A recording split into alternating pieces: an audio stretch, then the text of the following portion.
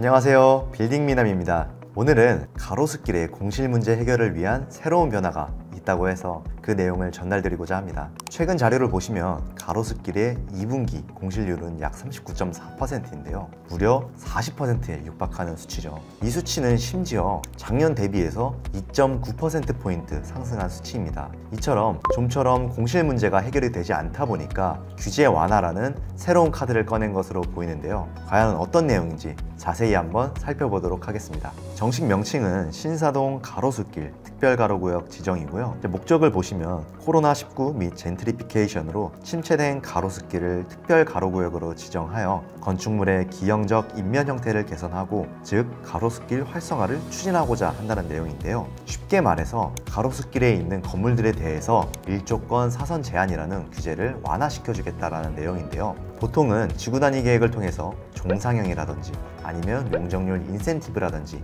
이런 내용들이 많이 담겼었는데요. 그런데 단독적으로 일조권 사선 제한이라는 규제를 완화시켜준 내용은 전국 최초라고 보시면 됩니다. 그러면 그 지정구역이 어디냐? 그림을 보시면 왼쪽에 있는 선이 세로수길이고요, 오른쪽에 있는 선이 나로수길입니다. 이 세로수길과 나로수길 사이에 있는 건물들이 특별가로구역으로 지정이 되었습니다. 그러면 정확히 무엇을 완화시켜주는 건지 내용을 보시면요, 지정된 구역은 전부 주거지역이에요. 주거지역은 말 그대로 사람이 주거하는 공간이기 때문에 햇빛을 받을 수 있는 권리, 즉 일조권을 보장해 줘야 됩니다. 그러다 보니 보시는 것처럼 건물이 사선 형태 혹은 계단식으로 지어진 경우가 많습니다. 그런데 이제 사선 형태라든지 계단식 형태로 더 이상 건물을 짓지 않아도 되고 반듯한 형태로 건물을 짓게 해주겠다라는 게 내용이고요. 또한 만약에 지어진 건물이라면 허용된 범위 안에서 중축을 허용해주겠다라는 내용이 이번 완화의 핵심 내용입니다.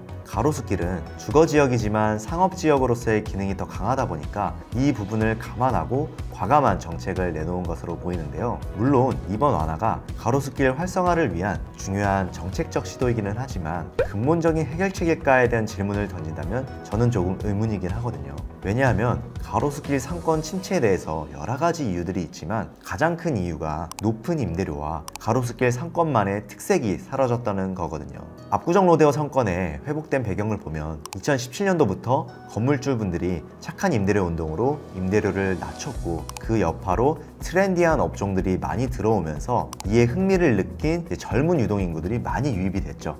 그러면서 상권이 많이 회복이 되었는데요. 그런데 가로수길은 당장의 임대료가 내려갈 움직임이 보이지는 않는 것 같아요. 그런데 한편으로는 이런 생각도 듭니다. 제가 이 정책을 보자마자 가장 먼저 떠올랐던 게 성수동 연무장길이거든요. 과거에는 대기업들이 들어오면 보통 장기 임대를 하고 같은 자리에서 천편일률적인 콘텐츠를 제공을 하다 보니까 상권의 특색이 사라지는 경우가 많았어요. 그러면 소비자들의 입장에서도 질리는 경우가 많았었죠. 그런데 요즘 대기업들이 팝업이라든지 단기 임대라든지 다양한 콘텐츠를 제공을 많이 하다 보니까 꼭 대기업들이 상권에 들어온다고 해서 상권의 특색이 꼭 사라지는 것만은 아니더라고요. 그래서 이번 정책이 공간의 활용도를 높임으로써 임대료를 낼 여력이 있고 다양한 콘텐츠를 제공할 수 있는 기업들이 들어올 수 있도록 유도하는 수단으로 활용된 것이지 않을까 조심스럽게 추측을 해봅니다.